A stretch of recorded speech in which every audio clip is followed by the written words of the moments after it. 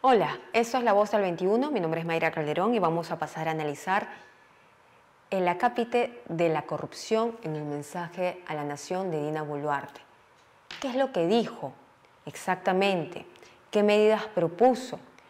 Bueno, vamos a conversar con Adrián Simons, quien es abogado, especialista en derechos humanos. Le damos la bienvenida a Perú 21. ¿Cómo está? ¿Qué tal? Muy buenas tardes. Gracias ¿Qué por la le- invitación. Gracias a usted. ¿Qué le pareció ayer el mensaje a la nación de la presidenta Dina Boluarte en cuestión del tema de la corrupción? A ver, en primer lugar fue un mensaje kilométrico. 5 horas es para dormir a cualquier ciudadano, hasta el más resistente. En primer lugar, poco pedagógico. Y en lo que se refiere a lo que es el combate a la corrupción, hay que ponerlo en varios escenarios, ¿no?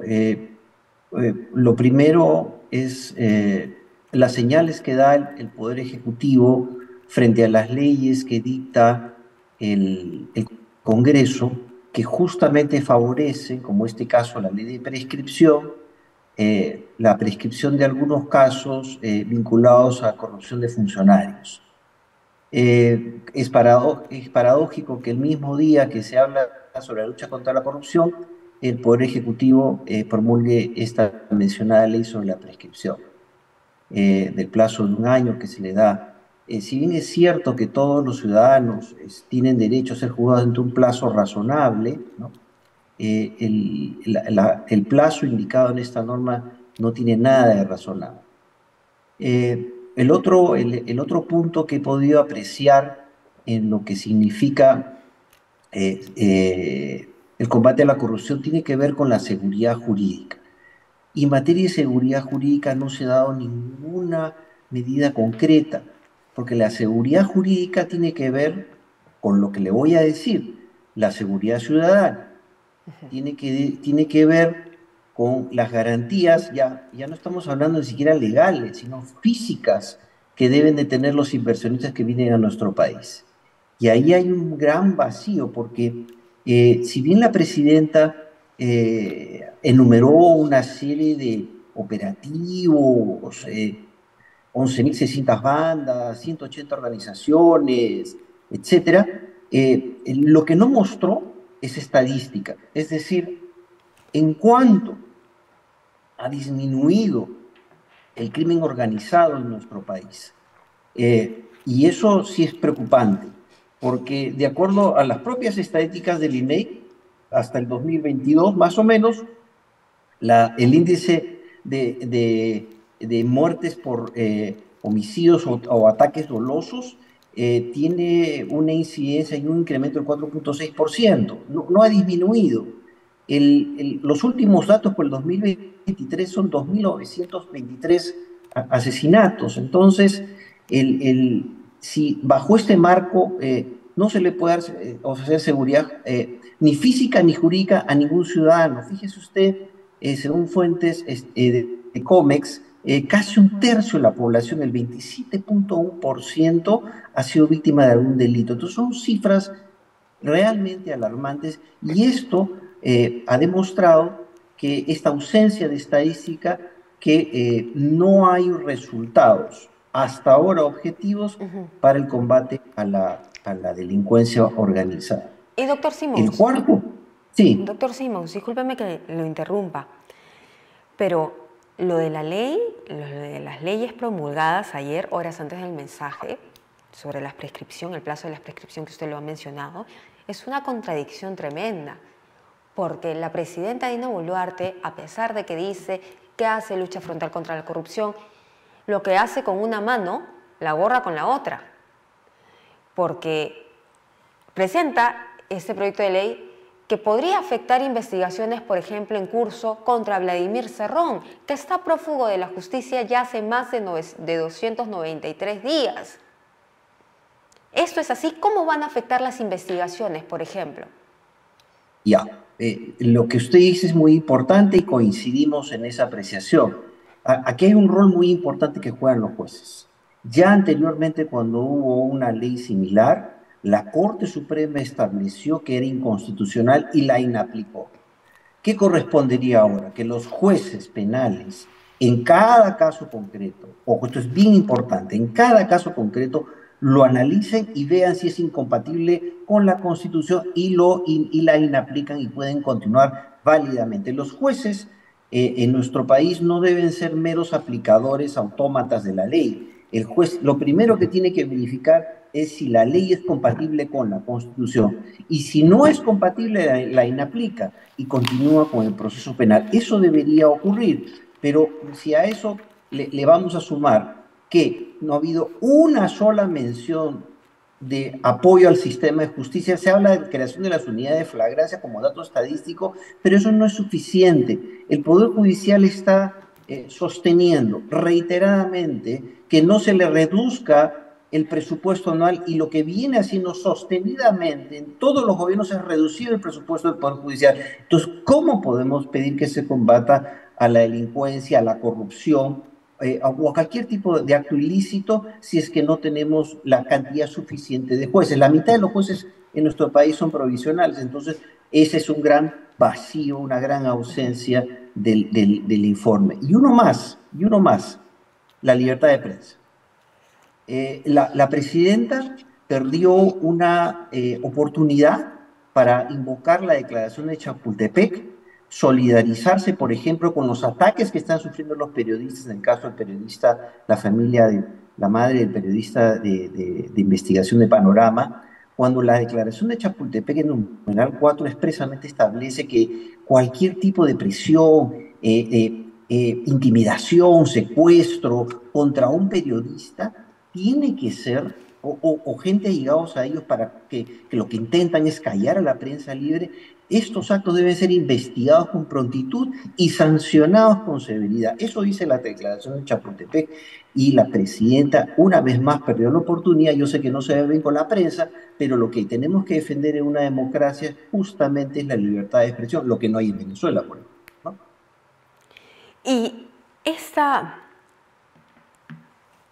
dicho que dice, lo que se dice se predica con el ejemplo. En el caso de la presidenta Dina Boluarte, por ejemplo, si hablamos de corrupción, ella no ha mostrado visos de transparencia. Esperábamos que en el mensaje a la nación ella pueda ser más transparente, pero resulta que mete esta ley de contrabando, mientras dice que va a luchar contra la corrupción, presenta esto de la prescripción, porque podría además beneficiar a sus aliados. Esa es la denominada ley Soto, por ejemplo, por decir una. Y ella no ha dado más razón de eso. Entonces, se tiene a una presidenta que está investigada por el caso Rolex. Se tiene una presidenta cuyo hermano también está investigado en otro proceso. Se tiene a un equipo de FICOR que investigaba el poder que ya está prácticamente desarticulado porque dejaron de lado a la DIVIAC. Y ahora ella presenta esta ley de la prescripción. ¿Cómo se entiende eso? Lo que ocurre es lo siguiente, que últimamente en nuestro país el discurso político, el dicho, no tiene ningún aterrizaje en la realidad. Entonces, nuestros políticos, y en este caso la presidenta, lamentablemente lo que ha hecho es dar un discurso sin ningún contenido, es gaseoso, es gas, es lo que se dice en la academia cuando alguien hace un bluff, ¿no? Y quiere aparentar algo que en la realidad no ejerce. Si la presidenta está comprometida contra la lucha de la lucha anticorrupción, lo que debió haber hecho es observar la ley. Si la presidenta es consciente de que cometió un error, verá el Poder Judicial si eso es solamente un error o es un delito, ¿no? El tema de los relojes debió haber hecho una declaración de mea culpa en el inicio de su discurso. El inicio de su discurso debió haber empezado por reconocer que ella llegó al poder sobre la base de una plataforma absolutamente antidemocrática que representaba el expresidente Castillo, que por sucesión constitucional ella asumió el poder, pero finalmente debió reconocer que durante el tiempo que fue ministra no dijo nada ni hizo nada, y que ese mea culpa sirva de base para hacer un cambio en nuestro país. Nada de eso ha ocurrido. Y bueno, ¿no será también que le quiere extender una mano a sus amigos o a sus aliados del Congreso? Porque resulta que de un tiempo para acá hay un pacto implícito bajo la mesa donde lo que hace el Congreso deriva al Ejecutivo, a veces el Ejecutivo no observa y cuando observa igual el Congreso lo aprueba por insistencia. En este caso específico de la prescripción, ella le ha hecho caso a la ley Soto. Lo último que está ocurriendo en el Congreso es una verdadera vergüenza. Es decir, se confunde el diálogo y el consenso para lograr determinados acuerdos y estabilidades democráticas con las componentes. Y ahí tenemos que ser bien claros y hacer la distinción. El señor, el nuevo presidente del Congreso, no representa a los peruanos. ¿Y por qué no los representa a los peruanos? Porque el señor está acreditado de manera objetiva, es un representante de lo ilícito en nuestro país, es decir, él ha tenido a través de diversas propuestas, ha realizado ¿cómo lo puedo decir? Ha tratado de formalizar lo ilícito. Una cosa es la economía informal y otra cosa es la economía ilegal, la que se sustenta en el delito. No se ha hecho nada frente a la minería ilegal. La minería ilegal se ha convertido no solamente en fuente de financiamiento para generar representantes en el Congreso, sino también ahora lo vemos con pavor en fuente de financiamiento para organizaciones criminales que lo que hacen es, con esos fuentes de financiamiento, es utilizar esos dineros mal habidos para generar verdaderos ejércitos privados y atacar, por ejemplo, la mina Poderosa con total impunidad. Hemos visto que la declaración de emergencia en esa zona no ha servido para nada, Sí. en realidad en ninguna. La estadística en los índices de criminalidad lo demuestra y eso es lo que la presidenta no ha afrontado, no ha reconocido que estadísticamente su gobierno ha sido incapaz de reducir la criminalidad organizada en nuestro país.